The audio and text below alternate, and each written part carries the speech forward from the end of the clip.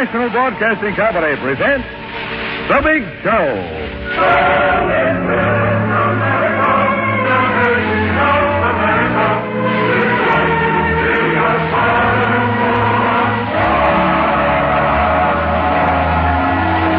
The Big Show, 90 minutes with the most scintillating personalities in the entertainment world. Brought to you this Sunday and every Sunday at the same time as the Sunday feature of Five Show Festival, NBC's star-studded five-night-a-week program extravaganza. And here is your hostess, the glamorous, unpredictable Tallulah Bankhead.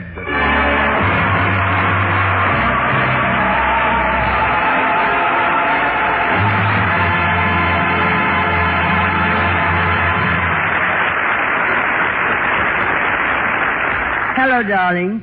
First, I want to say, be sure the announcer usually says this at the end of the program. But last week, I received a phone call from a very dear friend of mine in Hollywood. Her name is unimportant. Miss Betty Unimportant. And I asked her if she'd heard any of our shows, and she said she tuned in the first week just in time to hear the announcer say, tune in again next week at the same time for another big show. So the next week she tuned in again at the same time, and again the announcer said, tune in again next week at the same time. Well, she never heard the show, darling. Just the announcer forever saying, tune in again next week at the same time. But I received another phone call that I'm really thrilled about. A man called me. I can hardly wait to meet him. I don't know who he was, but over the phone he sounded so tall and magnificent, his voice like a rippling stream, a babbling brook, a gushing waterfall. You wouldn't settle for a...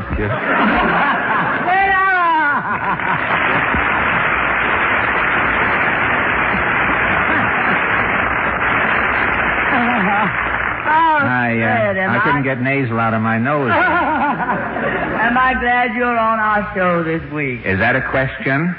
No, I need your advice. I have a problem. Oh, a problem. Will you step a little closer to the microphone, madam, please? And no initials. I want names, dates, places, everything.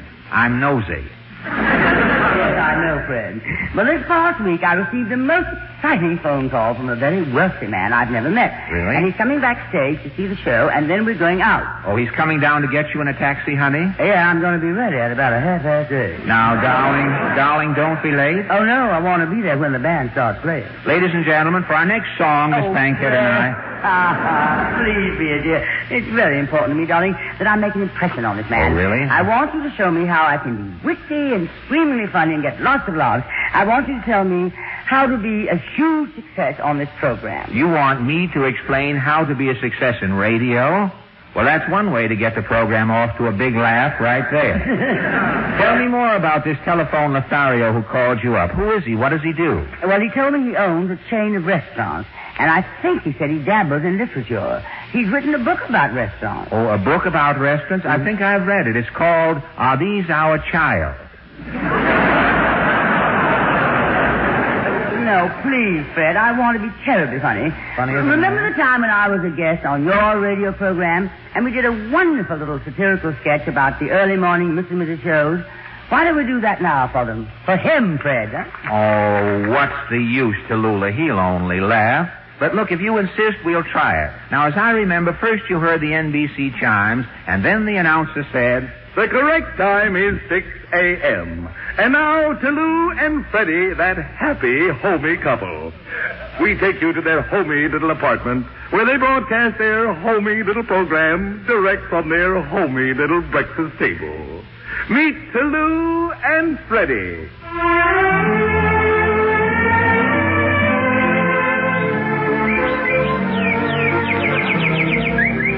Good morning, Freddie, dear. Good morning, Tallulah, angel. Sweetheart, I must say you look refreshingly well rested this morning. Yes, thanks to our wonderful Pasternak factory-tested Pussy Willow mattress. The mattress that takes all of the guesswork out of sleeping. So soft, so restful. And just $17.50 at Bamberger's. Only the hearts of the tender Pussy Willows are used. Is breakfast ready, Angel Faze? Yes, sweetum. Here's your coffee. Ah, thank you, doll. What coffee. What aromatic fragrance. It must be... Yes, for everybody. Grind or drip. Darling, another cup. Pete Fudge, you spilled some on your bed. Goody. Now I can try some of that little Panther spot remover. No harsh rubbing. Just spray some little Panther on your vest and watch it eat the spot out. And imagine, darling, a big 2-ounce bottle for only 35 cents. Or, if you are a messy eater, you can get the handy, economical 40-gallon vat with springboard. Angel eyes, I have so much juicy gossip to tell our listeners this morning. Stop. Don't you dare move. Now, what's the matter, darling? What is it? What have you done to your hair? That sheen. That brilliance. Well, I just did what so many society women are doing these days. I went to Madame Yvonne's Hairdo Heaven. Oh. It's on Madison Avenue. You go to the back of the orange juice stand. Yes. Rap 3 times and ask for Antoine. It is divine. Your head looks like the back of a bunny. A good bunny. Madame Yvonne uses a sensational hairdressing. Really? It contains that new mystery ingredient, chicken fat. Oh. I hear it's on sale at all of the better thrift shops. But go on, darling. Our canary, little Yasha. Oh, doesn't little Yasha sound glorious this morning? And I bet I know just what he's saying, too. He's saying, gee willikers, Mummy and Daddy, thanks for feeding me that swell Dr. Gruber's 3-way bird seed. It comes in 15 and 25-cent packages, tailored to fit the beach. Little Yasha is so happy. He's so carefree, and why shouldn't he be happy? Yes, he knows that the newspaper on the bottom of his cage is New York's leading daily. The Morning Record. The Morning Record has 32 columnists, 18 pages of comics, and all the news no other newspaper sees fit to print. Excuse me, Apple Honey. Yes? I have a letter here from Mrs. T.S. Button of Mulholland, Idaho. Yes? Now, Mrs. Button has had a splitting headache for 40 years until she heard about Pepto-Bepto on our program. Oh, only Pepto-Bepto is guaranteed to fizz twice.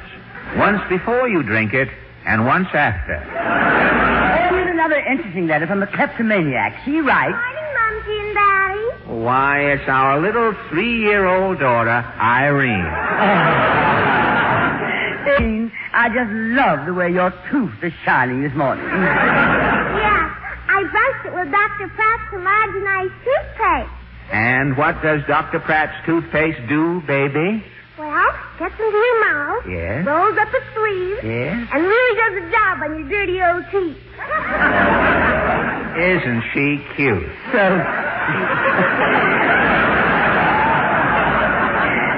Now run along to school, baby. Yes? Daddy and Mommy have, so many things to tell our listeners. Yes, especially about the celebrities we saw at the Stalk Club last night. Oh, wasn't it too wonderful? Oh. Maury Amsterdam, Buster Crabbe, Yes. Nick Kenny, the Mystery Chef, Yes? J. Edgar, all waving to us. Now what are you laughing at, love? I just thought how witty Oscar Levant was last night when he poured that bottle of Piccalilli over Jim Farley's head.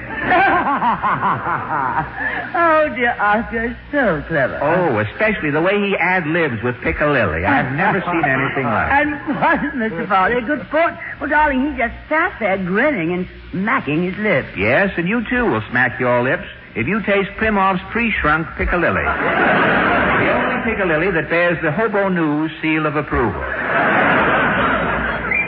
Well, there's little Yasha telling us our time is up. We'll be back tomorrow morning at 6, folks. Until then, this is Freddie. And to Lou. Saying Goodbye.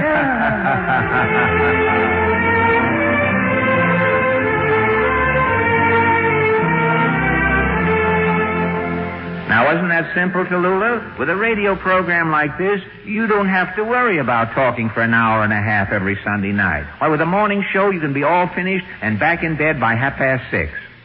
But it's ridiculous, Fred. Nobody can possibly be that cheerful every morning. Well, that's true. If one of those happy couples woke up grouchy one morning, the listener would probably hear something like this.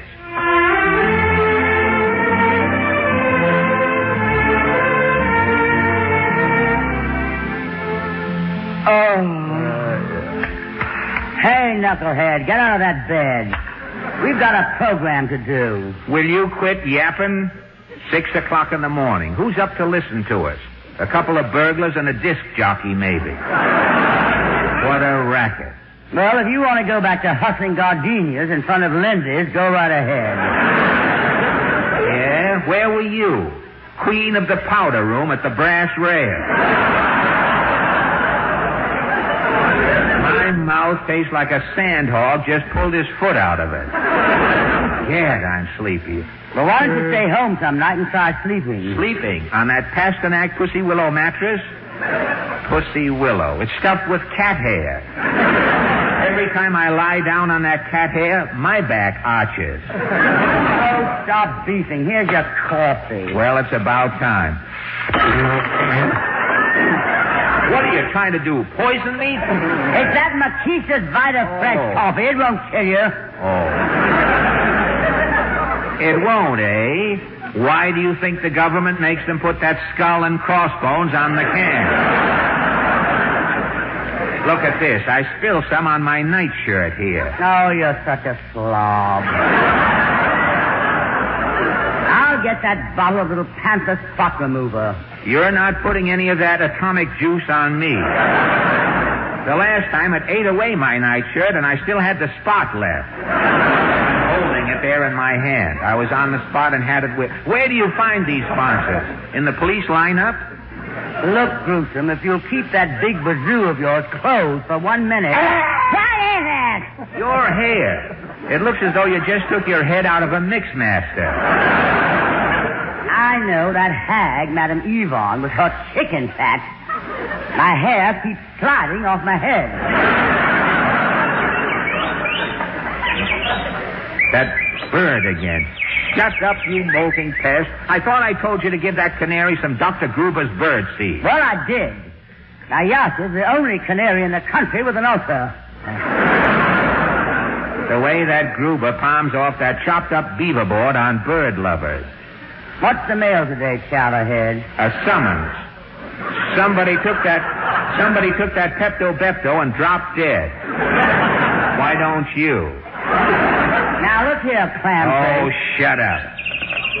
And, Yasha, you shut up, too. Good morning, Mums and Daddy. That'll teach you. Sneaking up on your parents with that one tooth like an old elf. Well, can the brat help it if she looks like you? I want my breakfast. Go gum a donut.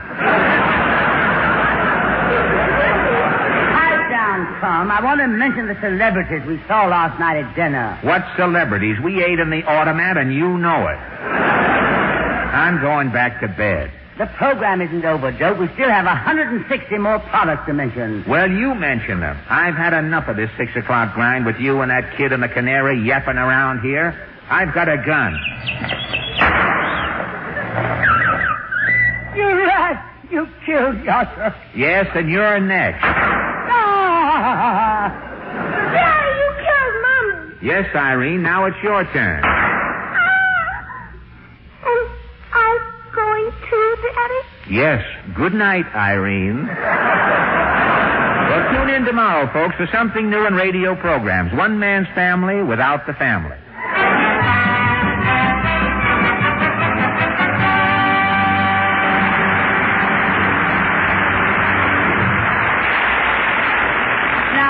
That's the kind of thing I'd like to do on this program, Fred. Can't you tell me some of the funny and witty things you say on your show so I can impress this man? Well, Tallulah, I'm going to let you in on a little trade secret. You know, I really don't say anything witty or funny. It just seems as though I do. I'll show you what I mean. I brought along a few jokes I happened to run across. I got my copy of the National Geographic a little early this month. Now, if I could just get a straight man to help me tell these jokes. You, sir, could you come up here, sir? Yes, I'm coming. Here I am. You mean me, don't you? Yes,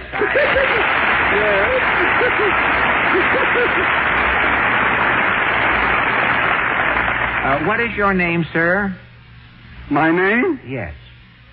I don't know. Your name. Wait a minute, I'm thinking. Well, wait a minute. I had it on the tip of my tongue, you know. Would you mind looking at the tip to see what my name is? E.D. Ed. I see Ed. Could you put your tongue out a little farther so I can see the rest? Oh, Ed Pallet, is it? I see Pallet in there. No. That's not your name? I know my name because my wife and I just had dinner, you know. Uh-huh. And we had alphabet soup, and my name came up. I know it. It's Wynn, Ed Wynn. Oh, That's my name. Ed Wynn. That's my name, yes. Well, Mr. Wynn, we've never met before. We're total strangers. Yeah. You don't know who I am, and I don't know who you are. Is that right? That's right, Fred. What business are you in, Mr. Wynn? Oh, I'm not ashamed. Television. Oh, are you really? Television. It is known in some circles as home entertainment. Mm-hmm. Because nobody would think of going out of the home to see it. You're in the television business, eh? Well, look, I'm having a little trouble with my set. Well, what's wrong? You can't get any shows on it? No, I can't get them off of it. Oh, well, I'll tell you. I have an invention for a thing like that. Yes? You'll enjoy your television with my invention. It's a 6-foot screen. A 6-foot screen. Yes, I keep it right in front of my set. Can't see a thing. Well, now, if you two embittered gentlemen will get back to my problem. Oh, yes, Tallulah. Now, watch this closely. Mr. Wynn, if you will, please, will you start reading the jokes from this National Geographic magazine here? Yes, all right. Seems like such a silly thing to do, though. Oh. All right. The dancing girls of Java are known for their... Please, Mr. Wynn, it's on the other side. Oh.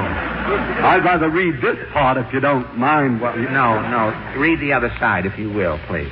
All right. But that's like walking out in the middle of a picture, you know. All right, here it is. Joke.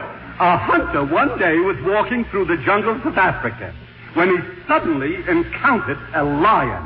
You mean? Get that, Tallulah. Isn't that a clever line? You mean? Yes. Before he could shoot, the lion sprang at the hunter, but he misjudged the distance. And then, there's a gem. Latch on to that one. And then the lion took such a long jump that he missed the hunter completely, and he ran off into the jungle. Uh-huh. Well, coming back that evening, the hunter saw that the lion... Well, he saw the same lion in a little side trail like in the jungle, you know. Yes. And what do you think the lion was doing? You don't mean that... Yes, sir. It was the same lion. He was practicing shorter jumps. Well, I know there are people out there. I can hear them breathing. You see what I mean? You see what I mean, Tallulah? You were very funny, Fred. I know I was excruciatingly funny, but what did I say? All I said was, you mean, and then... You don't mean that. That's all you have to learn. Now, if you do that, Tallulah, you'll be as big a success in radio as I was. You mean? Now you're doing it.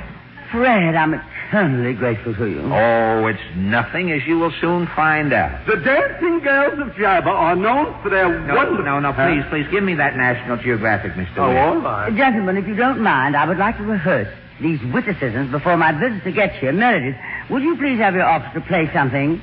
Well, aren't you going to introduce the number? Oh, all right, darling. Meredith Wilson presents the Big Show Chorus and Orchestra in an exciting gypsy song called Love is Such a Cheat, complete with flashing eyes, violins, love, and moonlight.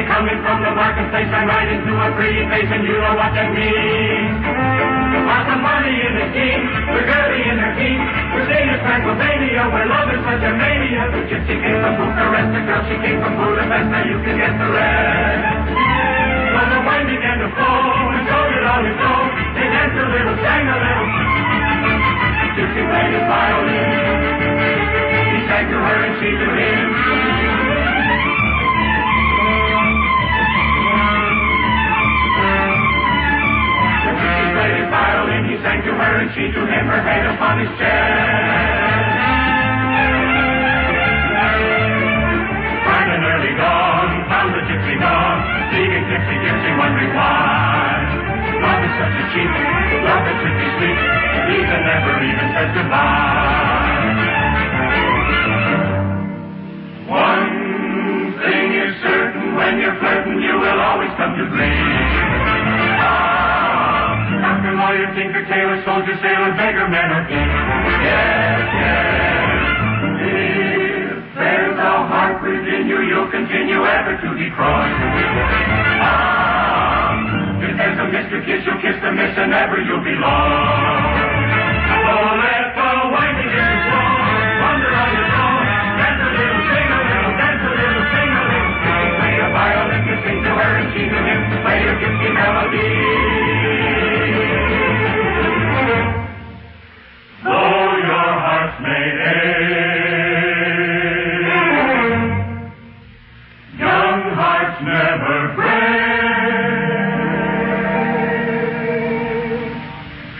Love and you're bound to be proved throughout the years.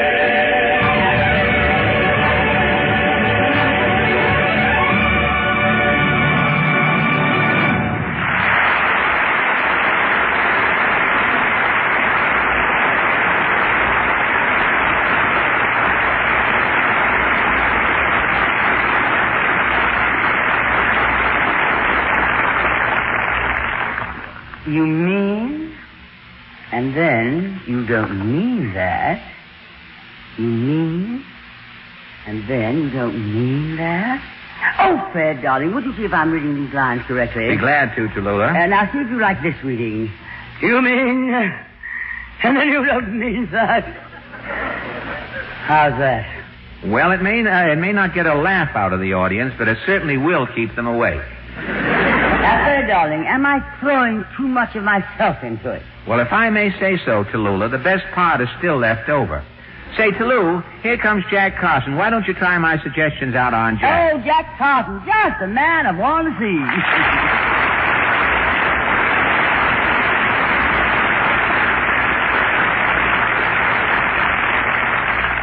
Hello, Tallulah. Hello, Fred. Say, I heard a funny story back there just now. You mean? Oh, you heard it. Oh, no, go right ahead. Thank you. Well, this is the story of a fellow who dreamed one night that he was a great baseball player, see? He pitched a no-hit game, and every time he got up to the bat, he hit a home run. And then? That's it, Tallulah. And then the next night, he had that same dream again. You don't mean that,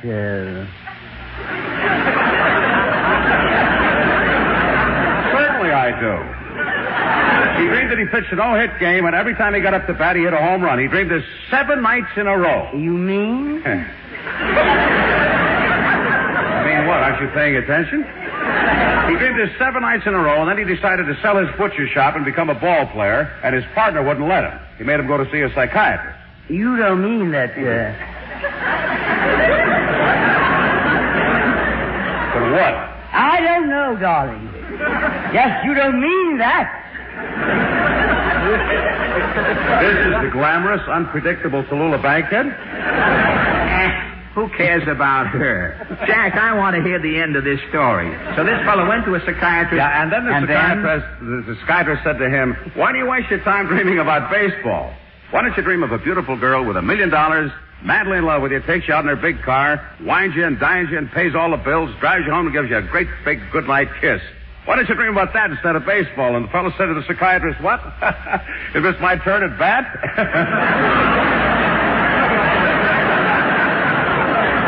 And then? That's it, kid. Those are the jokes. I know you're here. I can hear you breathing. Oh, Jack, I'm terribly sorry I acted so stupidly. It's just that I'm expecting a visitor, and I want to impress him. And Fred has been such a dear, showing me how to be. Oh, it was really nothing to Lou. I don't know how I got into this thing in the first place. I just happened to stop in here to say howdy to Mr. Ice and pick up a few cubes on the way home. But they tell me Mr. Ice has moved his rink over to Rockefeller Plaza. So I'll just take this tonsillectomy bag over there. See you all later, I'm afraid. See you later. He's a dear. But, Jack, maybe you can advise me. I want so much to be successful on this show today. Well, Tallulah, every actor should have a flash finish to his act. A dance or a song. Do you sing? Give my regard to Broadway. You dance? Now, Jack, I sing very well, in spite of my voice. Won't you try a song with me? Well, I'm from Milwaukee, and I ought to know better, but here we go. Meredith, how about Baby, It's Cold Outside?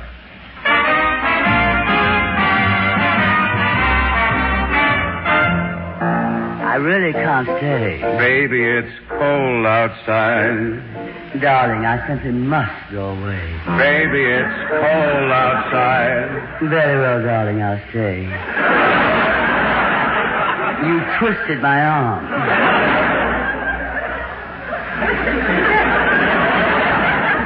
And hoping that you drop in.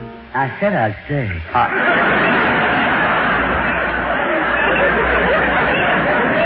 I'll hold your hands there just like I... Well, don't make a federal case out of it, darling. I'll stay.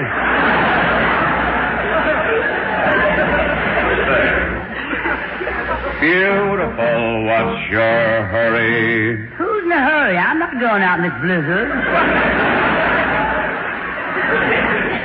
Listen to the fireplace roar. I'd like to listen to it if you'd stop talking.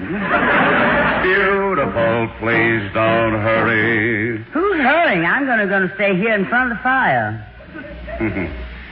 Put some records on while I pour. Hand him a drink, darling. Baby, you'd freeze out there. I believe you. You convinced me. Well, it's up to your knees out there. I'm spending the night right here in front of this fireplace. You are? Your eyes are like starlight now. Stop talking about my eyes. My feet are freezing. How can you do this thing to me? I'm not going out there and put the car in the garage. Think of my lifelong sorrow. And go and see if the children are covered. If you caught pneumonia and died. And warm up my side of the bed. Baby, don't hold out. Baby, it's cold outside. Honestly, sometimes I think I should never have married you in the first place. Baby, it's cold outside.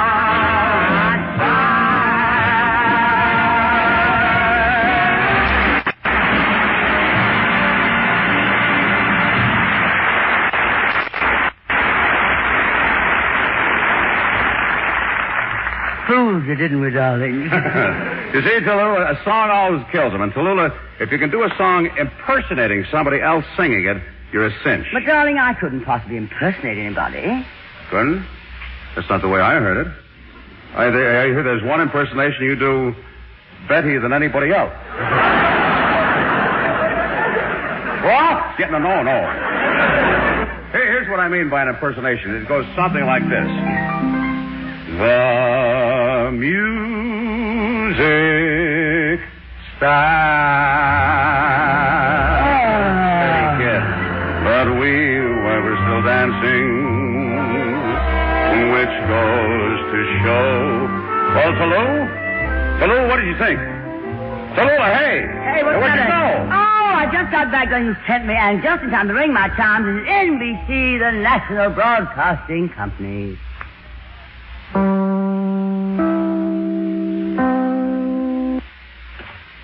WNBC and WNBC-FM, New York. 6:30 p.m., bull of a watch time.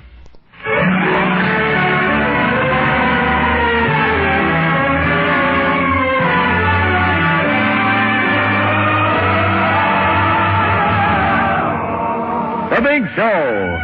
This is the National Broadcasting Company Sunday Extravaganza with the most scintillating personalities in show business. This portion of the program is the Sunday feature of NBC's star-studded 5-show festival of comedy, music, drama, and mystery, presented 5 nights a week.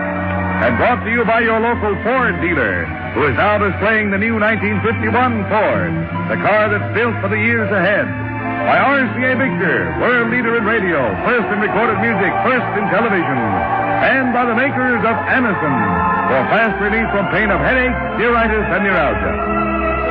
The big stars on this program are Fred Allen, Jack Carson, Mindy Carson, Ed Archie Gardner, Lawrence Melchior, Ed Wynn, Meredith Wilson and his orchestra, and every week, your hostess, the glamorous, unpredictable Miss Tallulah Bankhead.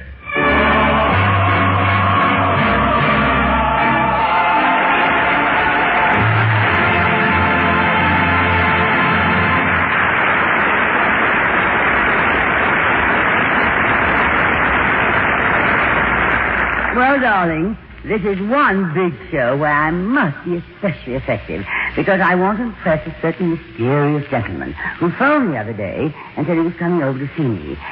And how can I miss when appearing with me here are three great stars, Fred Allen, Jack Carson, and Ed Wynn.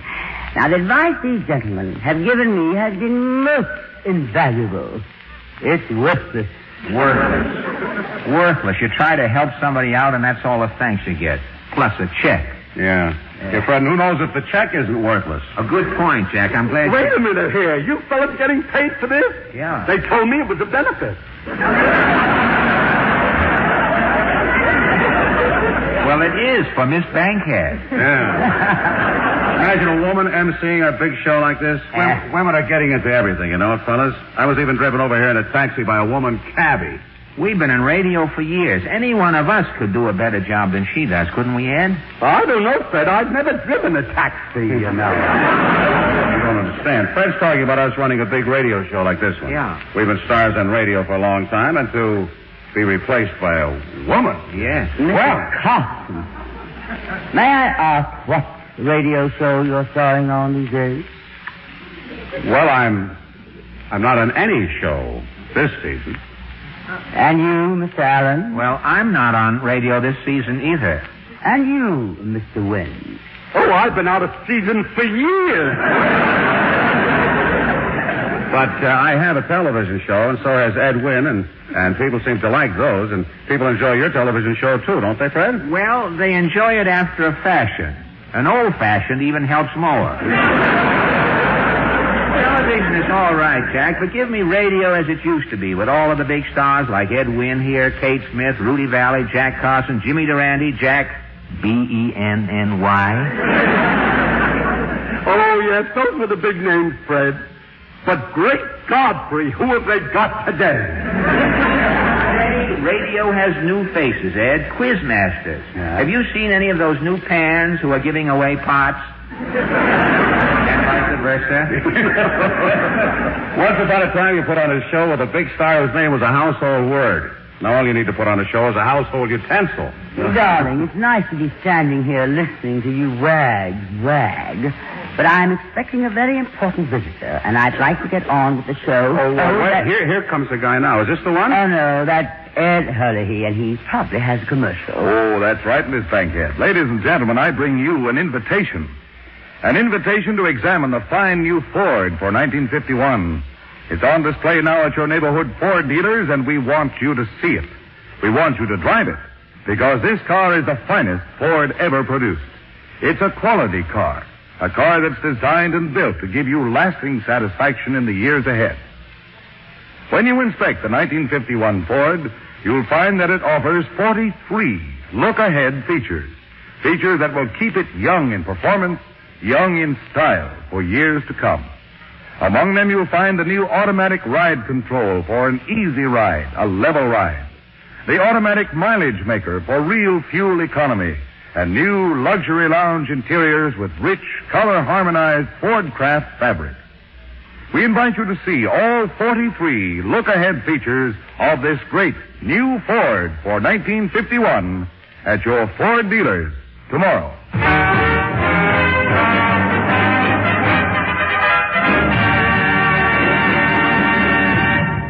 I can't understand why this man hasn't shown up. If he's unavoidably detained, the least he could have done was to telephone. Has he got your number, Tallulah? Yes, Jack, he has. That could be a reason. Well, say, this may be a revolutionary idea, Miss B, but why don't you call him up? Frederick. I, Tallulah Bankhead, telephone a man. Never. No. I would never telephone any man. You hear me? Never, never would I telephone a man. I have never telephoned a man, and I will not telephone a man now. Never, never, never. So you won't talk, eh? Why, I wouldn't telephone him if he was the last man on earth. Well, if he was, his line would be pretty busy. Now, Fred, can you ever in your wildest imagination picture me sitting around in my apartment moping because some one man hasn't called up? Can you imagine me groveling over the phone before any man in a conversation that would probably go something like this?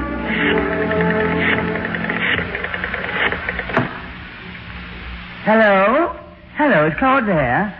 Oh, I'm terribly sorry. I must have the wrong number. Now, wouldn't you know, they never get a wrong number on any other radio show, but on this huge hour-and-a-half mishmash extravaganza, some incompetent sound man gets me a wrong number. Hello, Claude, darling. Hello, darling. Yes, this is Tallulah. What do you mean, Tallulah who? Now, Claude, you needn't try to disguise your voice. I know it anyway. Oh, Ling Young, I'm sorry. May I speak to... thank you, dear. Darling boy, Ling Young. His family's been with Claude's people for years. His father before him, that was old Young, and now Len Young. He's the young Young. Hello, Claude, my pet. This is Tallulah. What do you mean, Tallulah who? Oh, a joke. Awfully good, dear. Bore. Oh, Claude, dear, you were supposed to phone me, you know. Well, you were taking me out to dinner. Well, will you meet me in my dressing room right after the show? I saw me but a Well, in front of the seat. I'll be waiting at the call. But would you drive to my hotel, darling? I'll be in the lobby right by... All right, darling. What is your address again? Now, just a moment. I'll get a pencil and jot it down. I saw one here just a moment ago. Is that pencil? Oh, hold on, Claude, dear. I'm looking for a pencil, darling. Where in the... Oh, just when I need a pencil, you can't find one. Oh, hold on, darling, holding on. Okay, I'm just going to find my glasses so I can find my pencil. Well, I don't wear glasses all the time, only when I'm awake. That was a joke, son. Oh, here's a pencil. I found it without my glasses, you see? Now, Claude, what was that address again? Oh, I'm sorry, darling. It isn't a pencil after all. It's my thermometer. You're just lying here. It's 105. I'm sure that pencil must be around here somewhere because Oh, here it is at last. I found it, Claude, darling. I found it. Now, what was that address again? Come again, now, will you? Yeah, I'll jot it down right now, And no, not so fast, my sweetheart. Yes, I'm ready now. I can't see, you tonight. Why not? Yes, you told me that before. Rehearsing in a play, yes, I know. Yes, of course, at the theater by 8 o'clock, I know. Yes, big scene tomorrow. With whom did you say? Oh, Claude. Oh, you're kidding. Of course, she plays your mother, of course. She plays your fiancé? Oh, how strange. It must be one of those stories where the young man marries the rich old dowager. Now, don't tell me how old she is. I went to school with her. Oh, what am I saying? I mean, I was only joking, darling. I mean, really, well, your sense of humor. Well, if you're busy tonight, how about tomorrow night, huh? Oh, and the night after? I see.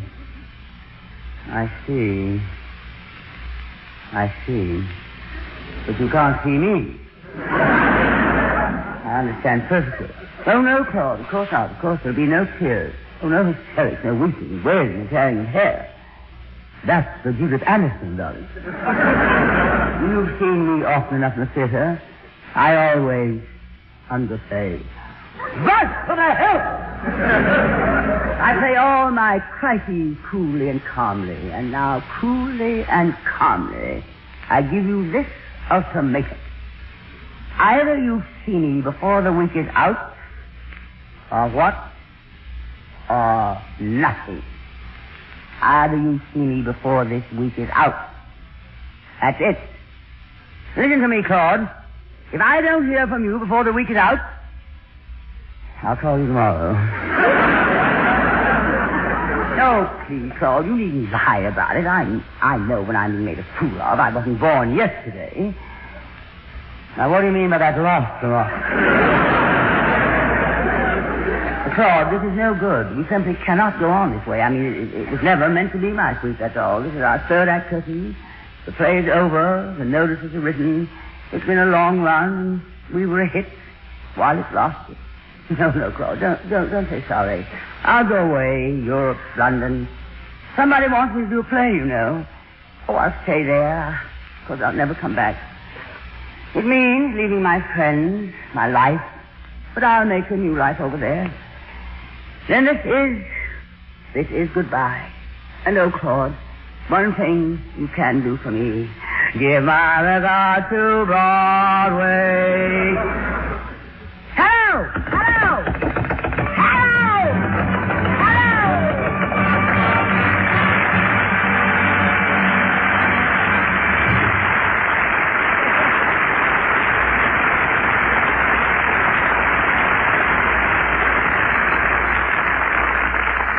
Now, Fred, can you imagine my doing that? Never. Hey, Tallulah, I found him. Is this the guy you're waiting for? No, Jack, that's Lawrence Melchior!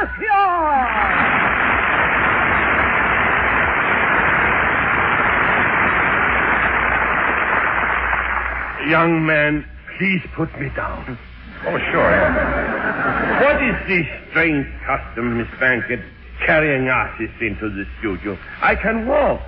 Oh, I'm terribly sorry, Mr. Melchior. But you see, I was expecting a friend, and Jack thought you were he. But am I glad to see you, darling? Is that a question? Oh, no. We're very happy to have you on our program. We finally get some of the greatest voices in the world on the big show. Why, only a few weeks ago, we had Mr. Pinzer. Oh, yes, old man Pinzer. He was here. Oh, yes. Oh, I see. So that is when you started the custom of carrying the artist into the studio. Mr. Melchior, Mr. Pinzer is very attractive and so virile. We girls find him that way. We who? That's very funny, darling. Yes, I understand, my good friend. Yes, you have become quite a romantic figure. You're so right. He is romantic. No, Miss Bankett. I said romantic. Why, Mr. Melchior, you're making Pinzer sound positively aged. How old is he? Older than springtime he is. Oh, Mr. Melchior, I saw him only a few weeks ago, and I'm sure he's only in his late 30s. Miss Bankett, it is later than you think. How old are you, Mr. Melchior? I'm in my late 30s. In your late 30s? Yes, 44. And how old are you, Miss Bankett? Now, what are you going to say with your first number, darling? Miss Bankett, I asked you a question. How old are you? What are you going to say with your first number? Didn't you want to tell me your age? What are you going to sing for your 38th... I mean your first number.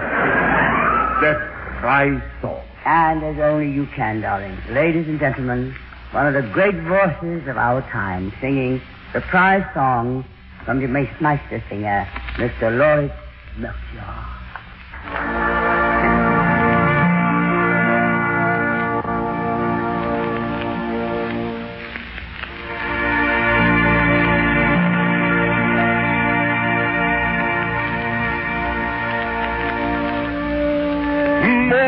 Morgenlicht leuchtend im rosigen Schein von Blüt und Duft entstellt die Luft voll aller Wonnen, die erwonnen, ein Garten lud mich ein, dort unter einem Wunderbaum von Früchten reich behangen, zu schauen in seligem Liebestraum, das höchstenlos verlangen, Erfüllung glühend erhieß, das erste Weib, Eva, in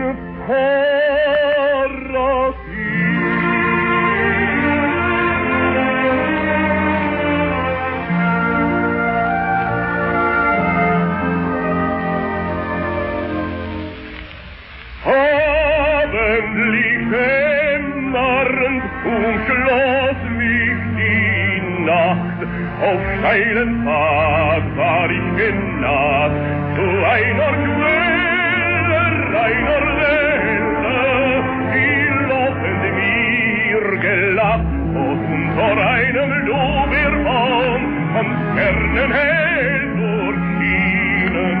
Ich schaut in Wagen, ich vertraut von heiliger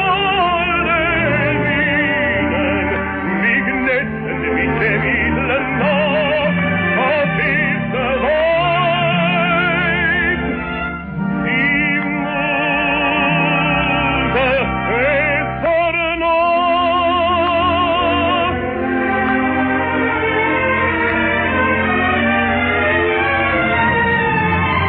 Huldreicher Tag, den ich auf dich vertraut hab, dass ich erträumt das Paradies in himmlisch neu verkehrt hat.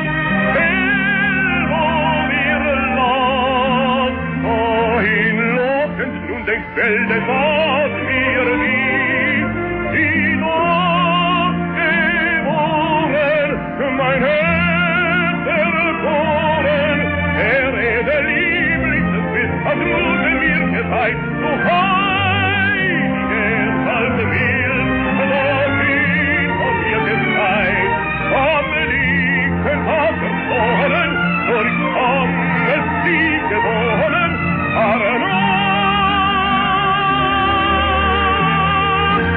Und das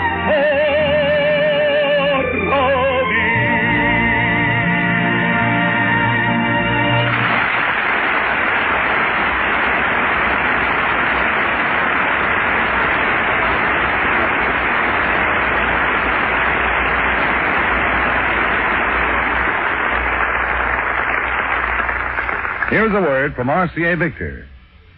There used to be a saying, you can't be in two places at once, but millions of us are disproving it every day. Your living room rug with television becomes the world's most wonderful magic carpet. And while you're sitting comfortably at home, you can be at your choice of dozens of other places. You're missing a lot of fun if you're putting off your purchase, as the Davises of Detroit, Michigan found out. Here's what William D. Davis, Jr. tells us. Have enjoyed every minute of my RCA Victor television set.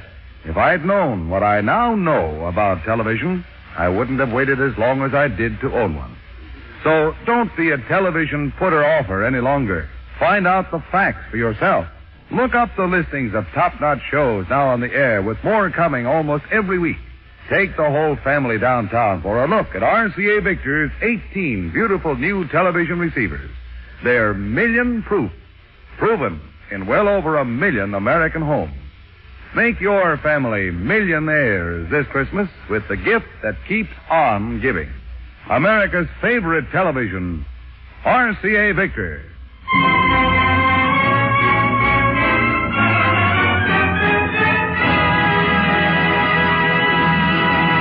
Pardon me, I'm looking for a tomato named Tallulah. Who are you? I'm from Southeast Town, and the name is Archie.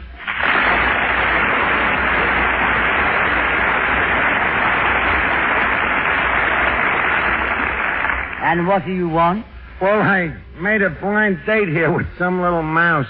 It is obvious that you have staggered in here by some ghastly mistake.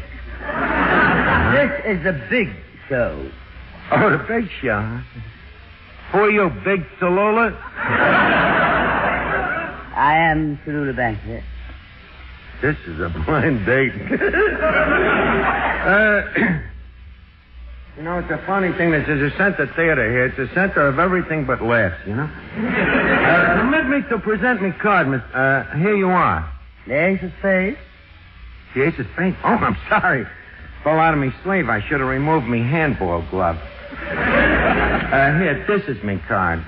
Ed Archie Gardner, Duffett Tavern, where the elite meet to eat. The Harbor Espanol, and Spanish spoken too. And Spanish spoken too. Like a cucaracha.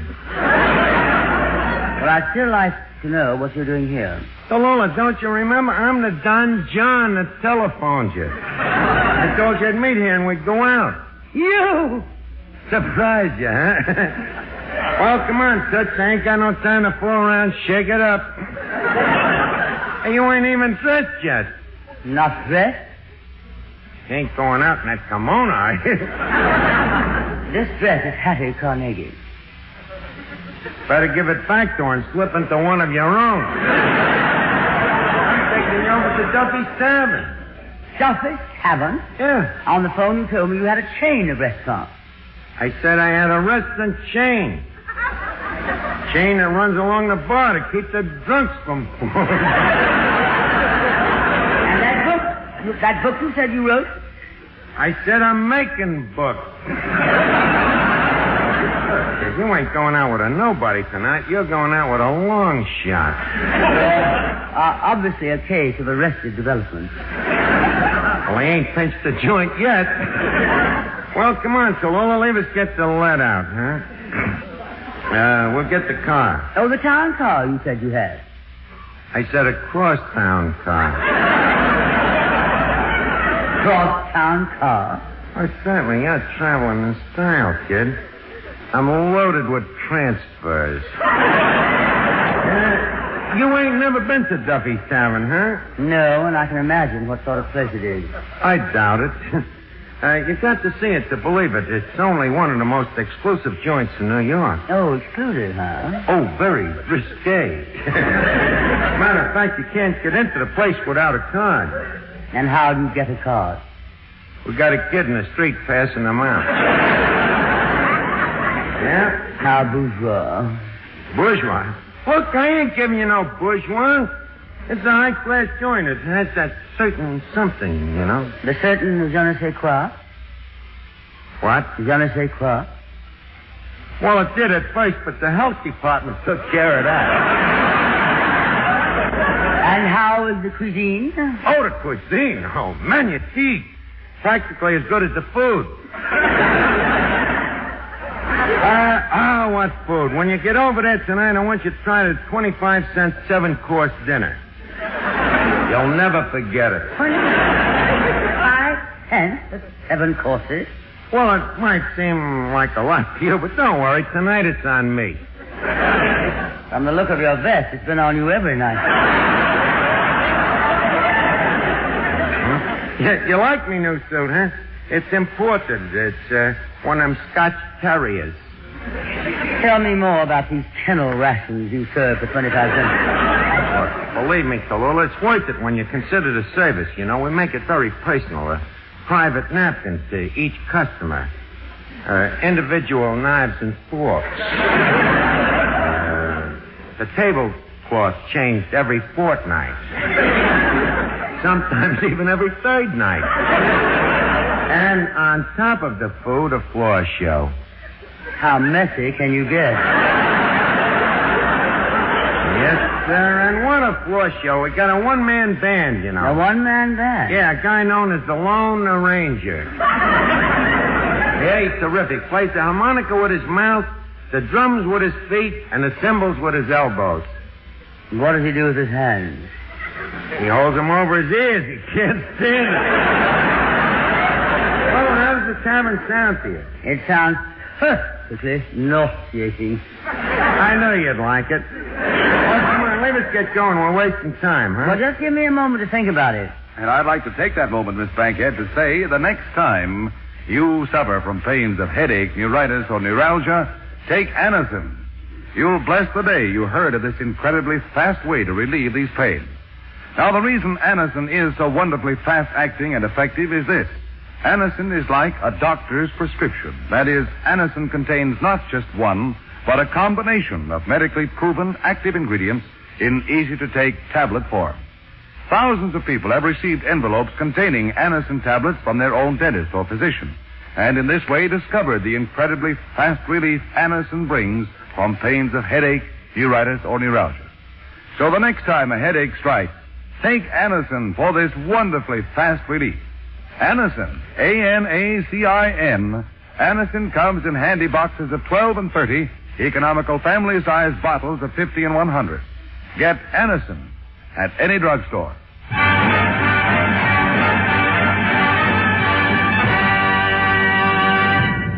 Well, Tallulah, you had that minute to think it over. Have you come to any concussions? Yes, I must have a hole in my head for even thinking about it. But I'm considering going with you. You intrigue me. I intrigue you? Well, not now. Maybe later. Maybe we'll have a midnight smack, huh? I'll go on one condition, that all of my friends on the big show come with me. Fred, Jack, Ed, Loris, Meredith, come here, darlings. I want you all to meet Mr. Gardner. Mr. Gardner, may I present Mr. Fred Allen? How do you do? How do you do? And Mr. Jack Carson, Mr. Gardner. How do you do? How do you do? And you've met Fred. How do you do? How do you do? How do you do? And Ed Wynn. How do you do? How do you do? And Jack and Fred, of course. How do you do? How do you do? How do you do? How do you do? And Loris Melchior. How do you do? Oh, let me see now. Have you met Fred, Jack, and Ed? How do you do? How do you do? How do you do? How do you do? How do you do? How do you do? And Meredith Wilson. How do you do? How do you do? Now, who else now? Fred, Jack, Ed, and Loris. How do you do? How do you do? How do you do? How do you do? How do you do? Well, that'll be service for 58. And everybody gets a separate check now, except you, Miss, hey, did I meet you yet? Tallulah Bankhead. How do you do? How do you do? Oh, we're all off to just a sec. Before you go, Miss Bankhead, I just wish to say that this portion of the program is brought to you by your local Ford dealer, who is now displaying the new 1951 Ford, the car that's built for the years ahead. By RCA Victor, world leader in radio, first in recorded music, first in television, and by the Whitehall Pharmaceutical Company, makers of Anacin, Tylenol, Spicidol, and other fine drug products.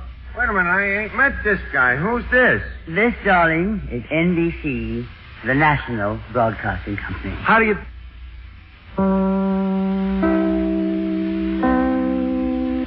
Your Ford dealer invites you to see and drive the 1951 Ford, offering 43 new look-ahead features designed and built for the years ahead. It's built for the future. It's designed to suit you and priced to fit your pocketbook.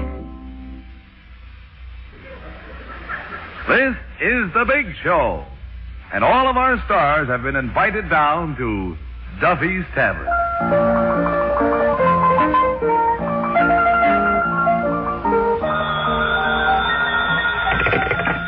Hello, Duffy's Tavern, where the elite meets eat. Archie the manager speaking. Duffy ain't here. Hello, Duffy. Hey, guess who's coming over tonight? Tallulah.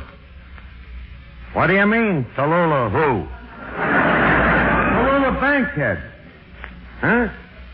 Who is he? He only happens to be one of the biggest female actresses in the country. Never heard her, huh? Duffy, this dame has been up in lights. Been up in lights for years. I still don't know who she is. Duffy, she's a combination of a beautiful woman and a great comedian. Well, think of Betty Grable for beauty. Now think of Joan Davis for comedy. Mix them together, and what do you get? Betty Davis? Well, that's close enough. And who else do you think is coming? Loris Melchior. What do you mean, who is she? You heard of Pinzer? Well, this guy's a contemporary of his. We've got three of the biggest clowns in America. Fred Allen and Jack Carson and Ed Wynn. Hey, what? On ice, huh? In addition, there's Meredith Wilson. Yeah, Meredith Wilson, the conductor, is coming down. Look, Duffy, I realize that all of them crumbs ain't as good as 4 chicks in a chuck. But I can get them to work free. Well, look, Duffy, I gotta hang up now. I'll call you back. Here comes the big Mo now. Well, Cholula, welcome to the tavern. How do you like the place? It obviously is not 21. Neither are you.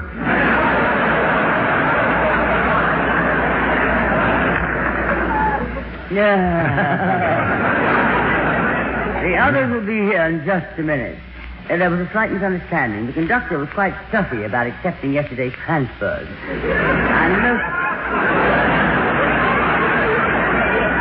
I'm most anxious to find out how you can stay in business and serve a 7-course dinner for 25 cents. How do we do it? We got ways and means. May I check your coat, Miss Bankhead? Please do.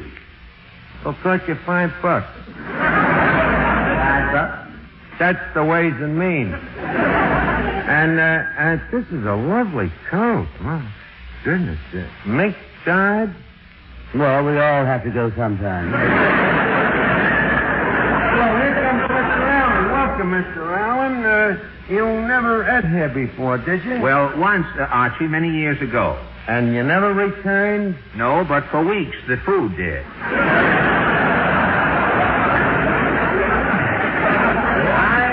I have a bitter memory of a sandwich I consumed here. It was called a Sam Special. Sam Special? Yes, it consisted of a slice of spam, a slice of ham, and a slice of Sam.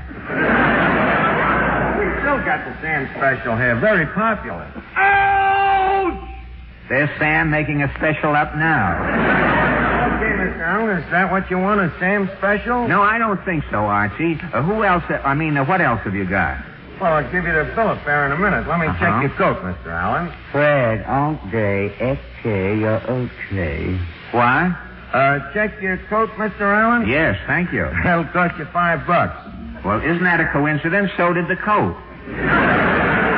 Oh, here comes Jack Carson. Hi, gang. Hello. Well, welcome to the tavern, Mr. Carson. Are you hungry? I certainly am. Well, here's a man after my own heart. If that's what you're serving, I'm leaving. Oh, no, you don't dig me. Let me check your hat and coat. Here you are. There's your hat check. That'll be $5. $5? For what? For the hat check. You want to get your coat and hat back, don't you? Look, I don't need a check. I go to all the best places in town, give them my hat and coat. They never give me a check. They know me. All the pictures I've been in. I just finished one with Ginger Rogers for Universal, the Groom Wore Spurs. You see, I'm a Hollywood celebrity. I just went into Toots Shores, gave the girl my hat and coat, and she didn't give me a check. The only thing was, when I got my hat back and started to put it on, a little piece of paper fell out, and on the check, the girl had written, "Tall, ugly man" on the paunchy side. Mr. Carson, you don't need no check here. Thank you very much. Not at all. How do you spell paunchy? Hello, everybody. Hello. Oh, I'm so sorry I'm late, but the funniest thing just happened to me on the way over here. A man stopped me on the street about a block from here, and I felt so sorry for him. You know, he looked so hungry and emaciated. Didn't even have an overcoat on. What do you think of that? And he was standing there shivering. Honestly, I felt so sorry for him, I gave him all the money I had. $83.20. How generous, darling, but I wouldn't have given him all that. I wouldn't either, only he had a gun. Some classy neighborhood. Yeah, everybody here is stuck up. Maybe I should have gotten 4 chicks in a chuck. I'm Mr. Melchior, Mr. Wilson. Hello. Hello. Welcome, gentlemen, to Duffy's Tavern. Mr. Wilson and Mr. Melchior, a table for 3, gentlemen. Thank you. I'm very hungry, Archie. Do you have a steak? Have we got a steak? How would you like it, Mr. Melchior? Medium, rare, or well done? One of each. One of each? Holy cow. That and some pig knuckles, too. And then your potatoes. You can get all the potatoes you can stomach. They're chateau potatoes. Chateau? They're on the house. On the house? Will you stop this for a second, please? Yes, they're on the house. They're free. Or gratin, you know? What's the matter? No hablo español? How about you, Mr. Wilson? You hungry? I sure am. Bring on anything you got. There's a man after my own heart. There he goes again. You must have 2 hearts. 3 clubs, 3 no come. I double. Please, no poker. You can't gamble here. Can't gamble, he says. How about that dinner we're going to eat here? Oh, look, isn't that Mindy Carson coming in? Yes, it's Mindy Carson. Hello, darling. How are you? Come in. Hello, everybody. Well, now that Miss Mindy Carson's here, leave us start the festivities festering. Would you fester us with a little song, Miss Carson? Hey, you're a cutie, you know. You're looking at the wrong Carson. She is Miss Carson. Oh, excuse me. How about a song, Miss Carson? Oh, I'd love to, Archie. My first song is Frank Lester's new hit tune, If I Were a Bell. No, just a minute. You're not going to let this little lady sing just like that. Let's give the place a little class. I'll introduce her, huh? Okay, Mr. Carson, go ahead now. Everybody, sit back and relax, huh? First, I'll save up a few drinks.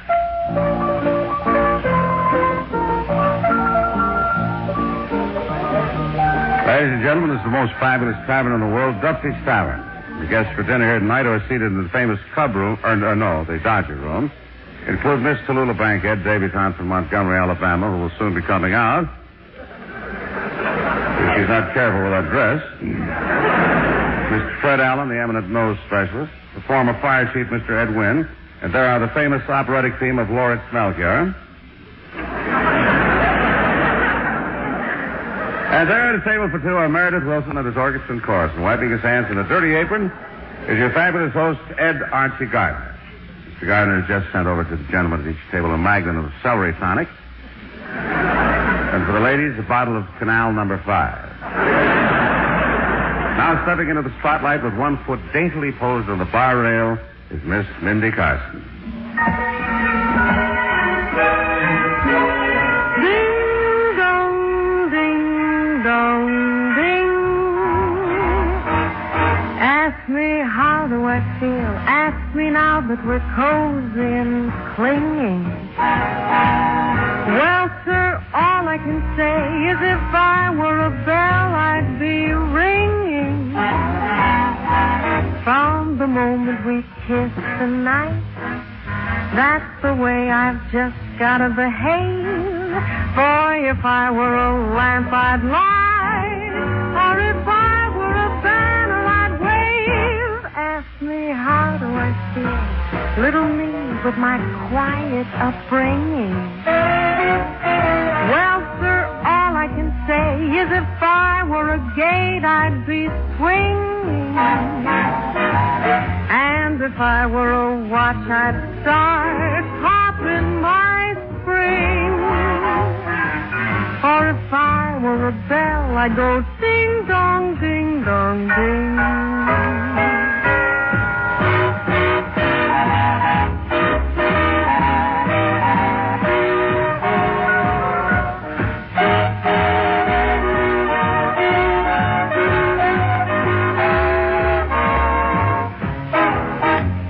I knew my morale would crack from the wonderful way that you look. Boy, if I were a duck, I'd quack. Or if I were a goose, I'd be cooked. Ask me, how do I feel? Ask me now that we're fondly caressing. Hal, if I were a salad, I know I'd be splashing my dressing. Or if I were a season, I'd surely be spring. Or if I were a bell, I'd go ding dong, ding dong, ding. Ding dong, ding.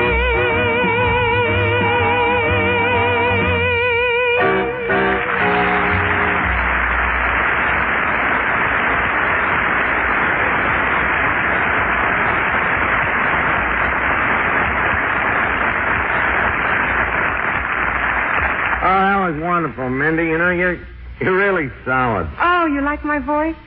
Yeah, I was talking about your bilk, though. Speaking of solid, Mr. Milky, you ain't done nothing yet, and you've already been on your second helping of pig's knuckles. These are my own knuckles.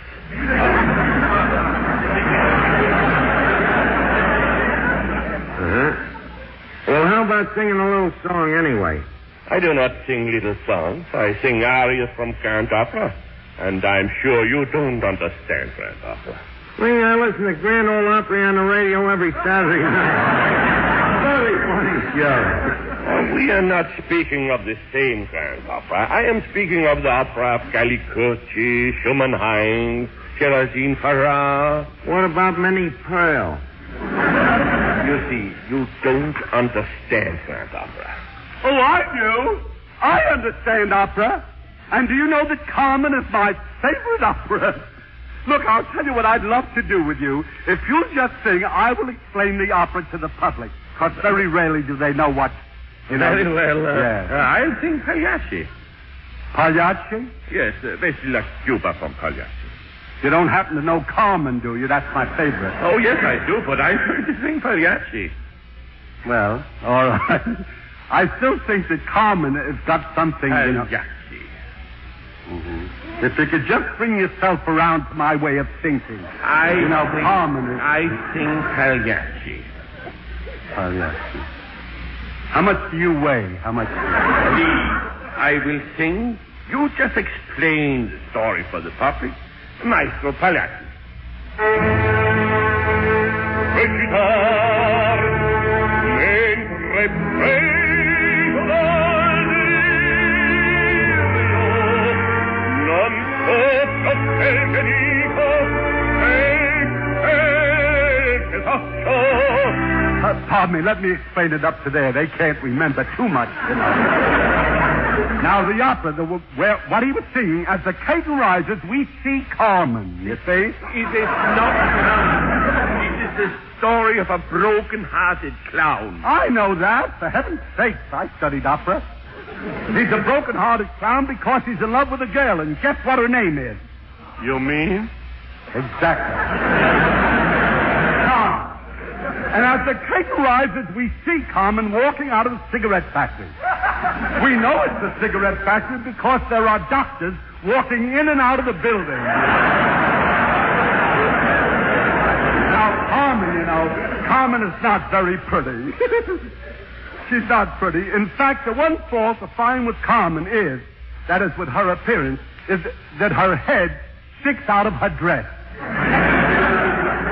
Now, as the play opens, she is wearing a yellow blouse and a checkered skirt, and as she walks down the street, men whistle at her. They think she's a taxi cab. I love this opera. Carmen enjoys this little game, and she keeps her motor running. Carmen has many admirers, and to each one of them she has given a lock of her hair. Isn't that beautiful? So Carmen, or as she is now called by her friends, Baldy, has only hair left to give to the clown, and he is broken-hearted. Would you continue, please?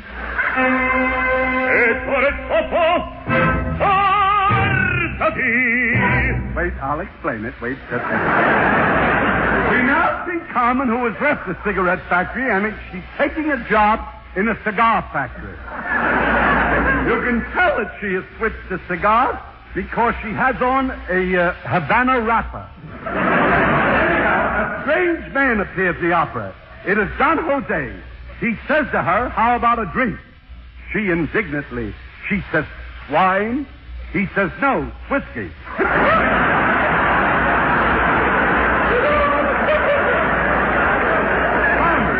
Carmen loves fun, so she falls in love with him. Don Jose kisses her, but she forgets to take the cigar out of her mouth. What an exciting scene that is. My goodness me, Don Jose proposes to her. Listen to this. 9 different times he asks her to marry him, and still he keeps on asking her. He will not take yes for an answer. At this moment, Carmen's father enters. He says, I'm going to the river to fish for some mussels. So we see the muscle-bound old man. He is walking toward the river. Don Jose stops Carmen's father and asks for his daughter's hand. Now, if you will continue. That is her father's answer. By now, Don Jose and Carmen's father hate each other. And the audience is in a pretty nasty mood, too. But Don Jose returns to Carmen, and he says to her in a beautiful scene, he says, let's get romantic. And they do. They take a walk down the old ox road, and he is filled with pride because she's the biggest ox on the road.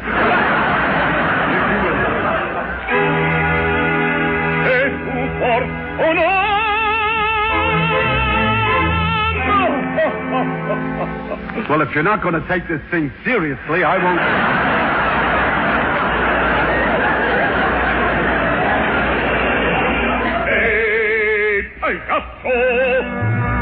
I'll explain it.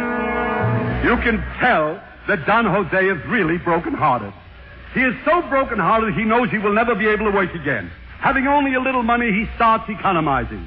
When he walks, he takes long steps just to save his $6 shoes. But his steps are so long, he splits his $8 pants. I just told you about the pants, La Juba. A little later, I'll tell you about the vest of La Juba, if you will continue.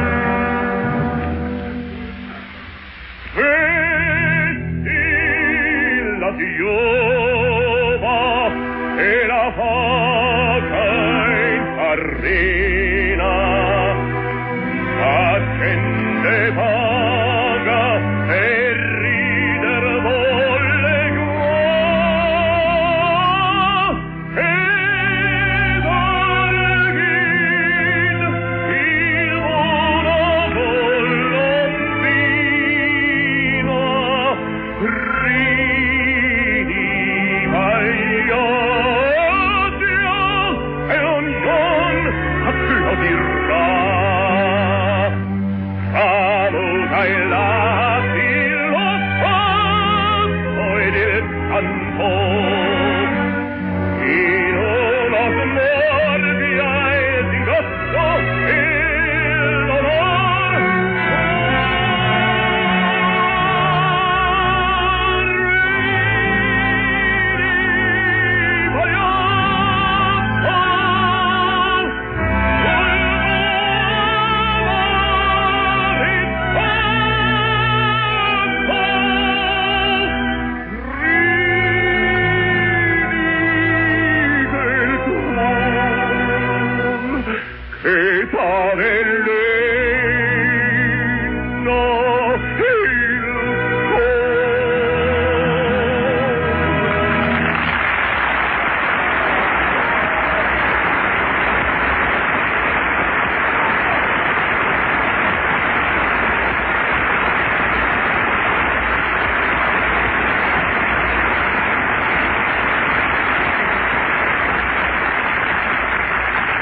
It's so nice of you to applaud me like that. Now, the part that he just sang, to me, is the most interesting part of the whole opera.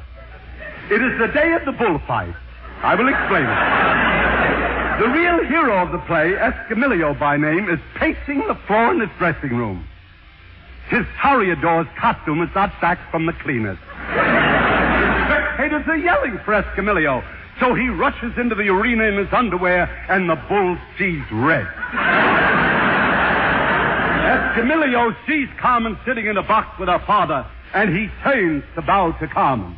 The bull charges, absorbed in the back of Escamillo's underwear, and the bull stops suddenly. He has seen the trap.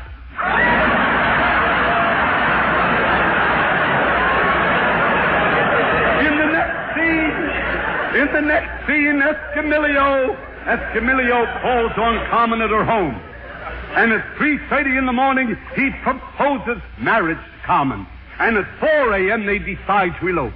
And just as Escamillo and Carmen are seeking out the kitchen door into the yard, Dawn is creeping over the fence. Dawn is Carmen's mother. She gets around a little too. And now comes the big dramatic moment of the opera. When the couple are standing before the justice of the peace getting married, the judge says, "Do you take this woman to be your wife?" Escamillo says, "I do." The judge says, "That's funny. I take her to be your mother." They get married. But it's a modern, it's a modern marriage. It's a failure. They separate and they decide to divide the house equally. She gets the inside and he gets the outside. Poor Escamillo starts drinking and he loses all his money. He loses all his friends. But one day he finds something in an old suit. It is himself. Starts calling on Carmen again. But she wants no part of him, and she runs away to South America. He's in South America? She reads in a newspaper, Walter Winchell's column, that she has just become a mother in New York.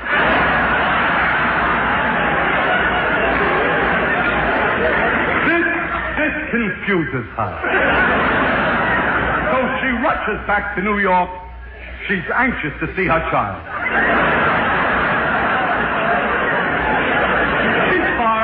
She finds him.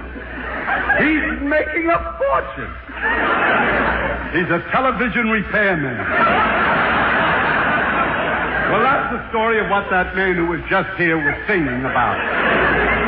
But some night, if you can get this same guy to sing Carmen, I'd love to tell you the story of Pagliacci.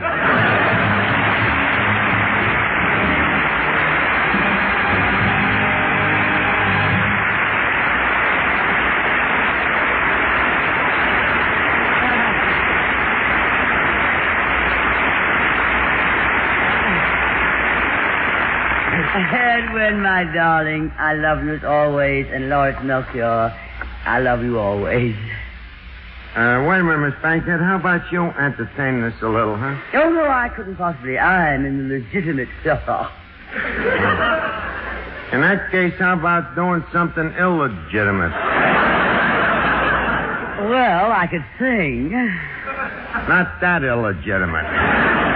Well, this place is hardly conducive to a dramatic performance.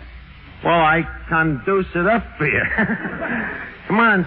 That's what wonderful thing is about television. When you come to a line like that, I conduce it up with you, You don't read the line, you just drop your pants. All right, come on. Come on. Step into the stoplight and strut your stuff, huh? Yeah. Oh, is that my line? I wouldn't have known it, brother. That's the cue. Oh, you're a living actor, huh? Yeah. Oh, glad you asked me. That's your line. I can't perform alone if I do a scene from a play. You can't perform alone? No, dear. Well, I'm glad you asked me. How would you like to co-star with one of the greatest living actors? And not you, darling. You a living actor. Yeah. Greatest in Sonny Tufts. Yes, sir, actor's blood courses through me veins. Yeah, I can hear it from here, darling. The smell of the grease ball is in me nostrils. Yeah, how about it, Tallulah? How about you and me doing a little play? We'll co-star together, huh? No, I don't think so, Archie, darling. Yours is such a great talent that it can stand alone. Definitely alone. You don't need me. No, huh? No.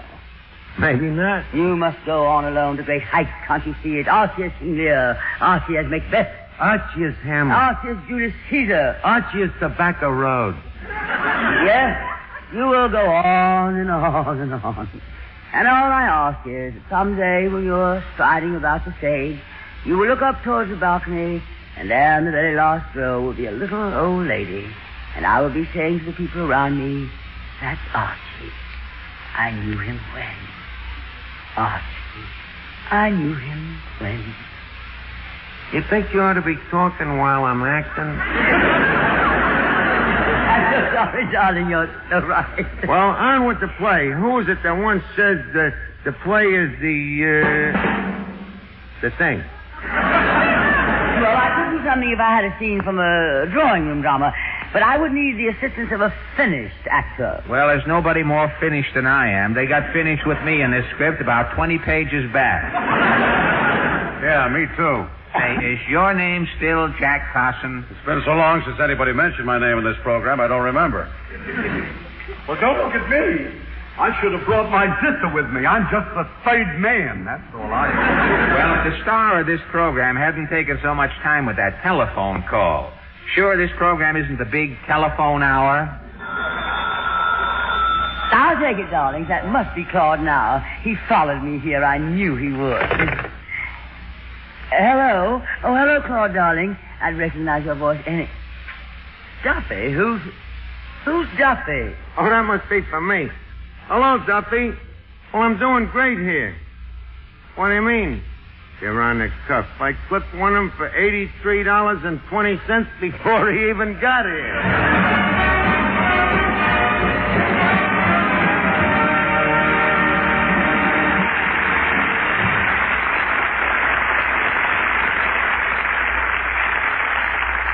Next Sunday, darlings, from New York, we'll have Fred Allen, Margaret Truman, Danny Thomas, Douglas Fairbanks Jr., Martha Ray, the Sons of the Pioneers, Mindy Carson, Meredith Wilson and his orchestra and others, and now Fred, Jack, Mindy, Archie, Ed, and Lloyd. Will you join me in hoping that until next Sunday, may the good Lord bless and keep you, whether near or far away. Mindy. May you find that long-awaited golden day today. Archie? May your troubles all be small ones, and your fortunes 10 times 10. Fred, may the good Lord bless and keep you till we meet again. Jack? May they walk with sunlight shining and a bluebird in every tree. Ed, may there be a silver lining back of every cloud you see. Lawrence? Fill your dreams with sweet tomorrow. Never mind, I might have been. May the good Lord bless and keep you until we meet again. May the good Lord bless and keep you till we meet. Till we meet